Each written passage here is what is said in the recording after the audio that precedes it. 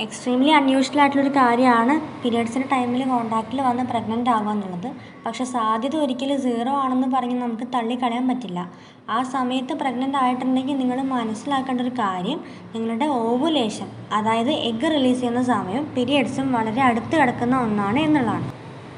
Egg release ചെയ്ത് കഴിഞ്ഞ് 24 hours ലൈവായിട്ടിരിക്കുന്ന ടൈമെന്ന്. ആ ടൈമിൽ if sperms are available then you could become pregnant.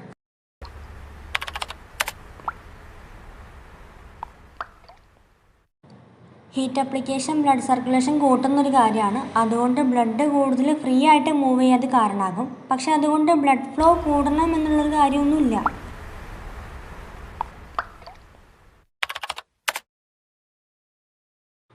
PMS അല്ലെങ്കിൽ പ്രീമെൻസ്ട്രൽ സിൻഡ്രോം എന്നുള്ളത് പീരിയഡ്സിൻ്റെ മുന്നേയുള്ള ദിവസങ്ങളിൽ കണ്ടുവരുന്ന ഇമോഷണൽ പ്ലസ് ഫിസിക്കൽ ചേഞ്ചസ് ആണ്.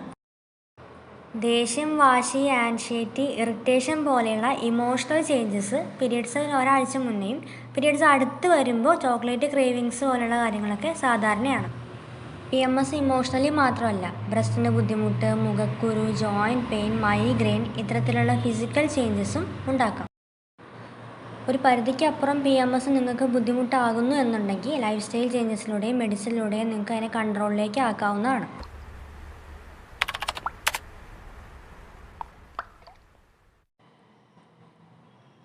ഓരോ മാസവും ബോഡി പ്രഗ്നൻസിക്കുള്ള തയ്യാറെടുപ്പ് നടത്തിക്കൊണ്ടിരിക്കുകയാണ്.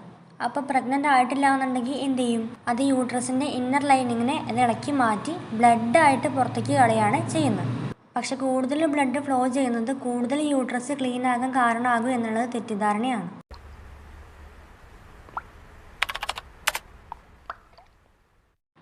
മെൻസ്ട്രൽ കപ്പ് യൂസ് ചെയ്യുന്നതും വിർജിനിറ്റിയും തമ്മിൽ ബന്ധമൊന്നുമില്ല. അതുപോലെ അതിന് ഏജ് റെസ്ട്രിക്ഷനൊന്നുമില്ല. നിങ്ങൾക്ക് കംഫർട്ടബിൾ ആയിട്ടുള്ള സൈസ് യൂസ് ചെയ്യുക, കോൺഫിഡൻ്റ് ആയിട്ട് ഇൻസേർട്ട് ചെയ്യുക എന്നുള്ള കാര്യം മാത്രം ശ്രദ്ധിക്കുക. Periods are not just a monthly inconvenience. They represent the strength and resilience of woman. Thank U.